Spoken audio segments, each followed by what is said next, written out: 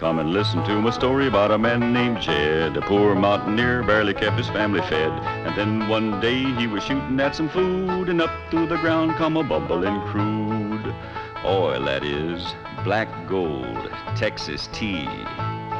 Well, the first thing you know, old Jed's a millionaire. The kinfolk said, Jed, move away from there. Said, California is the place you ought to be. So they loaded up the truck and they moved to Beverly Hills, that is, swimming pools, movie stars.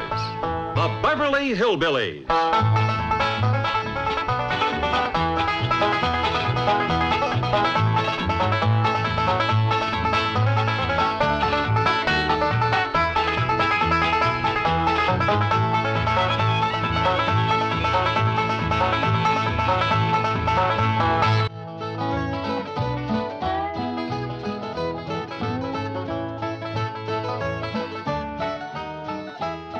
See, Duke, it's easy. I just throw this stick out yonder, you pick it up and fetch it back. Okay? Well, we'll do it again. Go on, boy. Get it. Fetch it, Duke. Fetch it. All right, I'll show you. Just once more now. Now, you watch.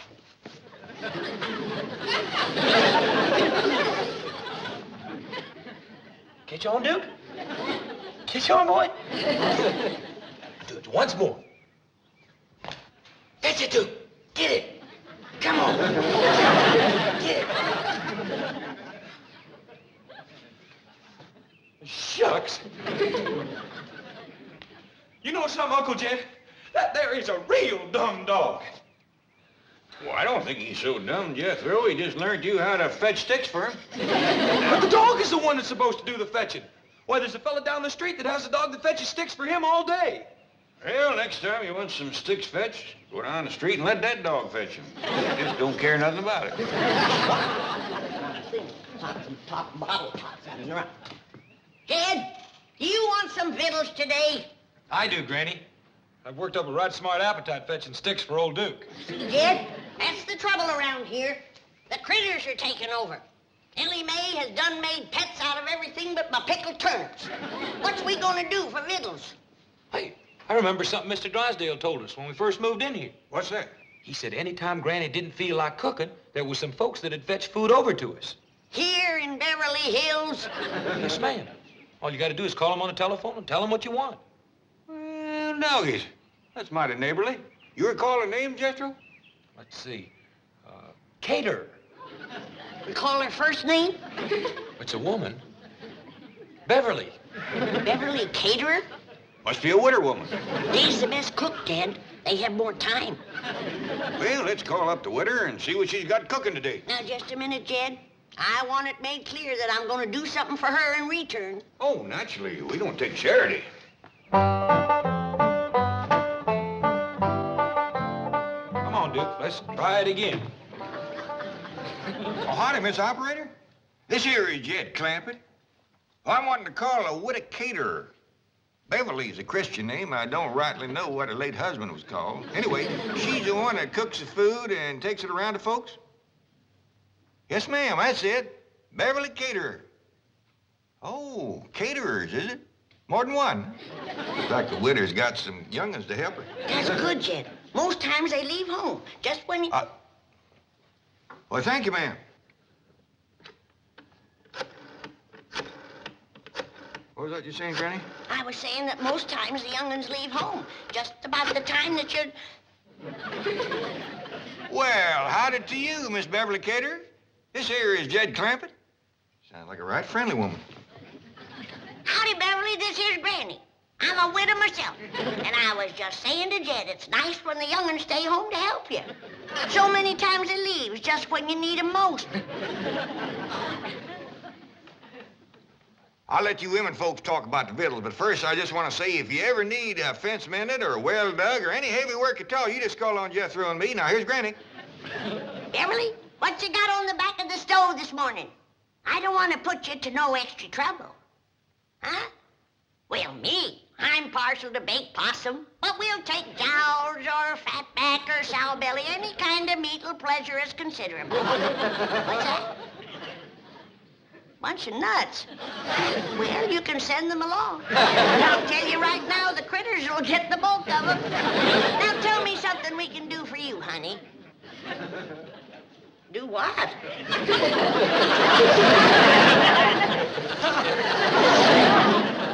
Hello? I declare, Jed, I never knowed anybody could turn nasty quicker than her. Wonder what set her off? Hard to tell, Jed. A generous woman like her probably gets took advantage of a lot. And tired to boot, I reckon. Uncle Jed, I can't learn this dumb old dog to fetch his stick. Oh, Duke ain't about to waste your time chasing a piece of wood. He's a hunting dog. Well, can I take him hunting then? I'd like to see him chase something. Praise be. That's an idea that might put some fresh meat on our table. All right, boy. It makes more sense than fetching a stick, especially the Duke. You want to come along, Granny? No, I better stay here and guard my kitchen. Okay. Come on, Duke. Let's get the guns. Guard your kitchen against who, Granny? Against Ellie's critters, that's who. They's beginning to take over. Why, I can't hardly... That little rascal learned to open the icebox. Them's the last of my pickled pawpaws. Come back here, you hairy little varmints. Get your picking paws off of my pickled pawpaws. Well, howdy, Miss Beverly. It's me, Jed Clampett. Sounds like you're in the right friendly mood again. Jethro's going out to shoot us some fresh game meat, and the monkey got in the icebox, and Granny's right upset. Now, Beverly, could you spare us a jar of pickled pawpaws? What's that? Why, Miss Cater, I never... Hello, Miss Cater? Hey, Uncle Jed, see that Miss Cater being a widow, such a good cook and friendly and generous and all? How about you courting her? Get Ellie a new ma, huh? I don't think so, Jethro. She's got a temper, goes off just like that. And when it does, she turns plumb nasty. Matter of fact, I'm beginning to wonder whether Mr. Cater passed on natural or not. Just an idea. Come on, Duke. How come you're toting so many guns and that shovel, Jethro? Granny gave me strict orders not to come back empty-handed. I'm ready for anything that jumps, flies, runs, or digs into the ground. Good luck, boy.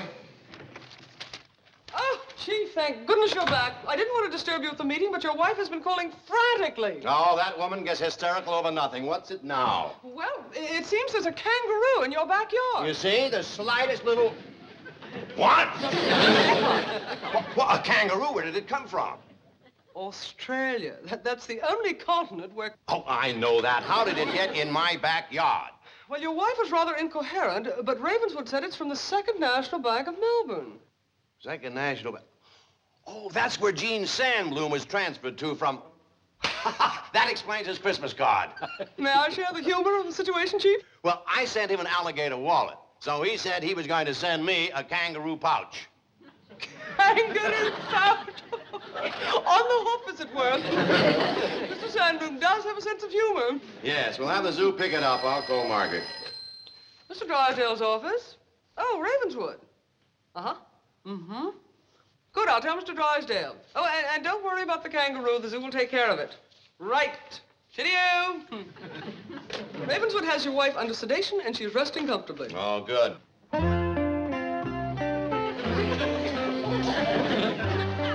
Here we are. A bit of mutton and Yorkshire pudding should hit the spot.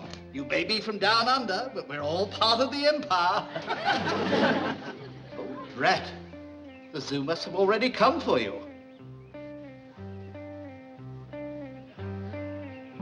Oh, I'm gonna cook up a rabbit stew. Soon as Jethro shoots me one or two, then we'll all sit down to the table and we'll eat, and we'll eat.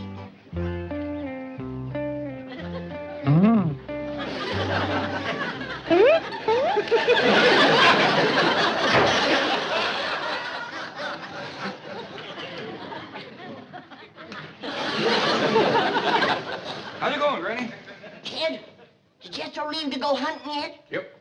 Well, he needn't have bothered. There's a jackrabbit out back that high.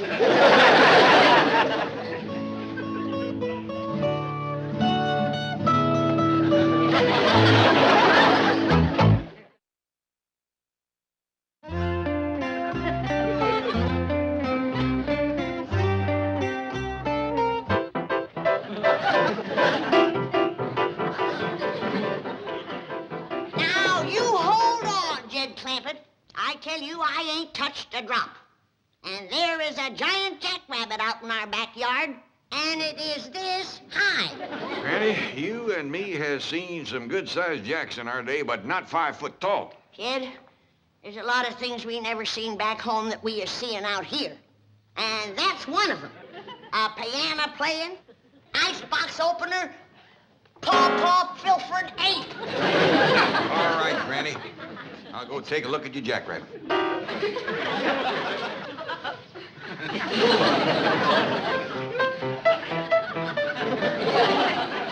Come on, you can see for yourself. He can jump over this house, I tell you, in one hop. Whereabouts is he? I don't know. But sure as I live and breathe, he was sitting right there, 5 foot tall and looking me in the eye. 5 foot tall setting, was he? Yes, he was. Where did that jackrabbit go? Well, why don't you look out front? Maybe he hopped over the house, just like you said. You think I'm talking nonsense, but you'll see, 'cause I'll find him. What's all shouting about, Granny? Nothing. Don't tell her, Jed. I don't want her making a pet out of all that meat. Let me go in the kitchen and get out my biggest pot and start peeling taters. Lots of them. Here, Jack. Here, Jack. Here, Jack. Who's Jack, Pa? Never mind, Ellie. Just try to keep your critters from pestering Granny. You got her so upset she's got into her jug, and now she's seeing visions. What kind of visions? Well, I reckon it's all right to tell you. Granny thinks she's seen a 5 foot jackrabbit.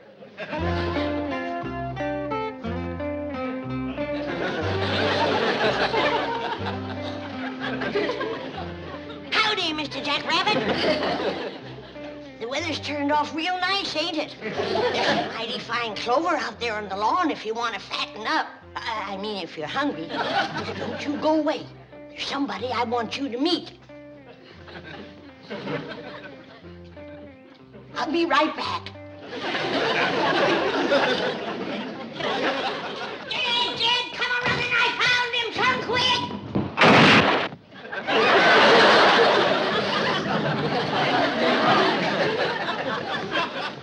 Dad, I seen him again. The giant jackrabbit. I bet you did. He's right out front. Come on, I'll show him to you. Maybe you better lay down a spell. No, he'll get away again. All right, I'll take a look.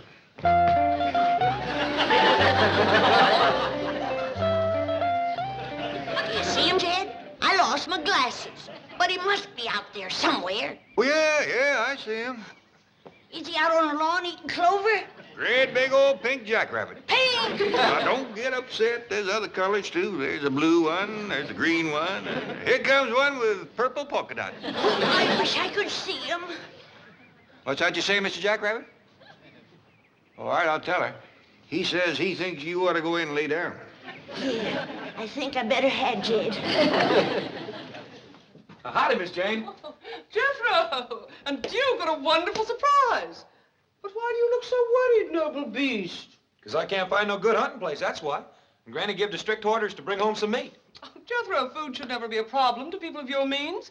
There are markets, supermarkets, caterers. Uncle Jed called that there Beverly caterer, and he got mean-mouthed something awful. Mean-mouthed? Yeah. He says she's the nastiest tempered woman that ever answered a telephone. Well, Mr. Drysdale shall hear this. The bank has a substantial interest in Beverly caterers. You wait here. Well, howdy, Beverly. This is Jed Clampett. You're sounding right pleasant again. Now, wait, ma'am. I ain't called to ask for victuals. It's just that Granny's laying down with a right smart headache. And I was wondering whether you could fix her a poultice. Tell her to do what? Well, I don't hardly see how that could help a headache. Now, wait a minute, man. Don't go flying off the handle. Hello? Hello? No two ways about it. That woman has got a temper like a wet hornet. Hello, Beverly caterers. One moment, please. Hello. Have you spoken to a Mr. Jed Clampett today? What? Now, just a minute, young lady. What is your name? What do you mean, put and tame? Now, you put Mr. Tinsman on the phone and tell him it's Milburn Drysdale calling. Well, the nastiest tempered young woman I ever spoke to.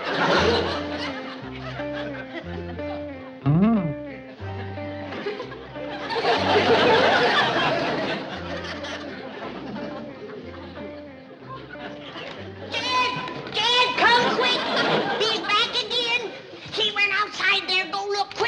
Who's that, Granny? The giant Jackrabbit. Oh, him again. All right, where's the jug? What jug? The jug that rabbit keeps coming out of. The jug gave you that headache. I ain't touched the jug. I busted my head running into them curtains. Yeah, sure. They'll do it all right. Now, I gotta catch that giant Jackrabbit. Where's my shotgun? Well, Jethro's got it out hunting. Well, then we gotta catch a snare and put a snare out for him. Granny, wouldn't you rather lay back down and let me bring you a nice big cup of black coffee? Now, I'm gonna catch that big giant Jackrabbit whether you help me or not, and I don't care. I'll help you. I'll help you. All right. Now, you get me a nice big stout rope and put some bait in the snare. Yeah, it'd take about 2 dozen carrots for a rabbit that size. Now you're thinking straight. Yeah. Just took me a while. Jethro. A restitution is about to be made. Yes. Now, give your Uncle Jed a message for Tell me. him that the young woman who was so rude on the telephone will arrive in person to offer her abject apologies. Yes. And tell Granny she needn't worry about food. The young lady will also bring with her a truck full of delicious piping hot viands and an assortment of tasty beverages, all of which will be offered at your pleasure. Yes. Have I anything else to say, Miss Hathaway? No, Chief, I think you've said it all. That sure is going to make Uncle Jed and Granny happy. Thank you, Mr. Drysdale. Not at all. Glad to do it. Jethro? Don't you think you should reward me for my efforts?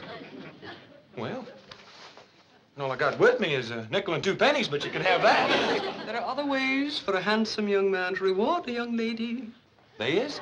Yes. Tell me, do you enjoy kissing? Well, I like to kiss girls. Well, then, I'm going to close my eyes, and I want you to enjoy yourself. Go ahead, Jethro. Enjoy yourself. I am. Get out of here, you shameless vixen! Yes, ma'am. Come on, Duke. Thank you for the kiss.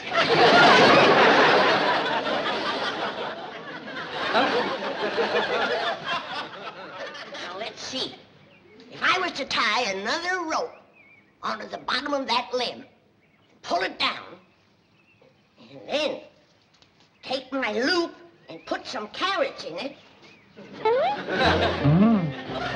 Howdy, Mr. Jackrabbit. Would you like to step into my kitchen? You ain't gonna get away from me again, I can tell you that. Now, are you gonna come peaceable, or do I have to take you by force? Ooh. Ooh.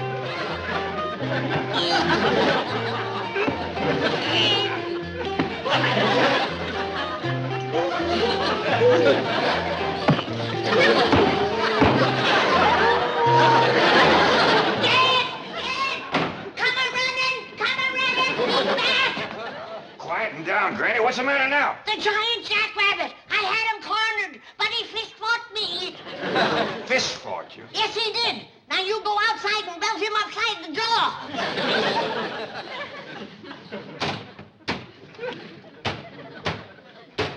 Granny, where are you hiding them jugs?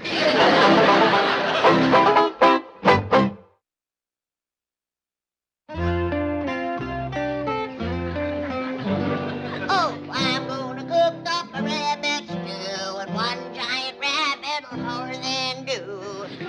Hey, Granny, you don't have to do no cooking. Like I said, that there Beverly caterer's gonna bring over a whole truckload of viands and beverages. I ain't depending on nobody with a temper as bad as hers. Besides, I don't need her viands. For the next couple of weeks, we're gonna be eating high on the rabbit. Well, where'd you get all the rabbits? One rabbit, Jethro. One rabbit? He must be a whopper. Remember those big mountain jacks we used to see back home? Yeah? I seen me a jackrabbit that could put a pair of them in his pocket. In his pocket? Sure. He stands 5 feet tall and he has a pocket, right? You don't believe me, do you? Oh, yes, I do, Granny. No, you don't. Oh, Granny, I do. No, you don't. All right, I don't believe you. How dare you call me a liar?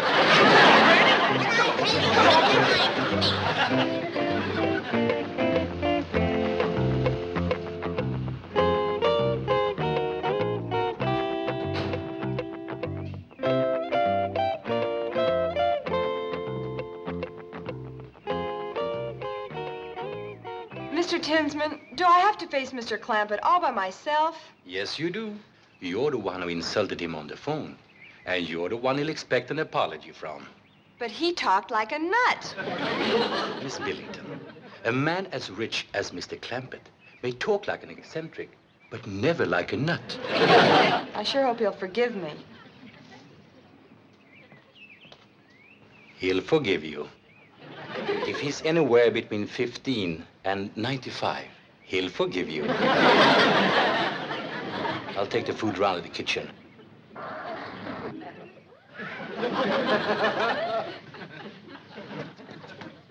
Is Mr. Clampett at home? I'm Jed Clampett. Come right in. This little fella don't say much, but he's right smart. Mr. Clampett, I'm here to apologize about the way I spoke to you on the telephone earlier today. Oh, you're, Beverly Caterers. Yes, sir. Oh, you're a deal younger than I figured. He prettier, too. Thank you. I'm awfully sorry about losing my temper when you called. Oh, now, I understand. Woman works hard all day cooking, doing for others. Young'un's hanging on her apron, she gets a mite waspish. And you not having a husband to help. Yes, that's right. I don't have a husband. How many young'uns you got? Young'uns? Helping you with the cooking and fetching over to your place. Oh, help. Well, let's see. 7. 7? Well, you must be from our part of the country. Got started young, didn't you? Well, come on. Granny be wanting to meet you. She's out in the kitchen. I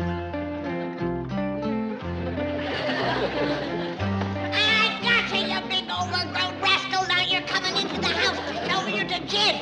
And then you're going into the stew. That's where you're going. Oh, that's Mr. Tinsman at the back door. He's my boss. Come in, come in. I'm Jed Clampett. A real pleasure, Mr. Clampett. I'm Bill Tinsman.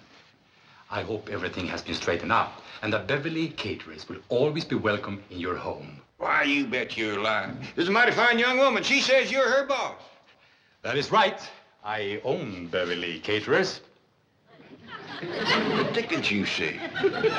Can you do that out here? Why, of course. Mr. Drysdale holds a small mortgage, but as soon as that's paid off, she's all mine. Now, that don't take the ham off the hog. Jed! Now, Jed, you can see I ain't been at no jug. Now, these folks is Beverly Caters and Bill Tinsman. These are the ones that does all the cooking. I hope we can cook for you, Granny. You can commence with this one. I caught him, now you can cook him. Why, you little varmint, you untied my giant jackrabbit. Giant Jackrabbit? Yes, my giant jackrabbit. That's what I wanted you to cook for me. He stands about 5 foot tall, has brown eyes, and a pocket right here. Now, don't you go away. I'll go get him for you. We'll be back directly. You all go in the parlor and let the little fella play piano for you.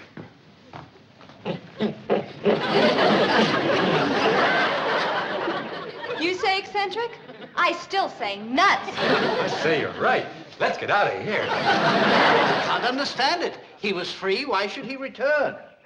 Something must have frightened him. I'll say, if he prefers this crate to freedom. Yes, but what could it have been? Hello, over there. Yes, Granny, what is it? You see anything of a jackrabbit? No, we haven't.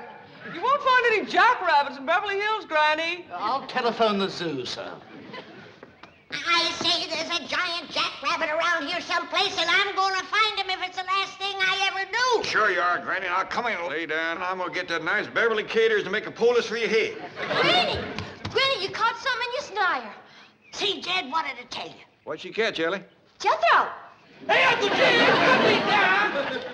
Uncle Jed, they cut me down! Why, Uncle Jed?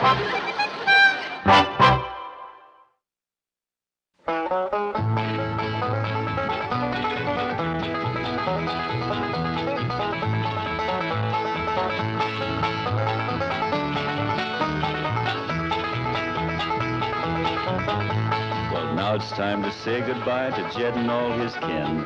They would like to thank you folks for kindly dropping in.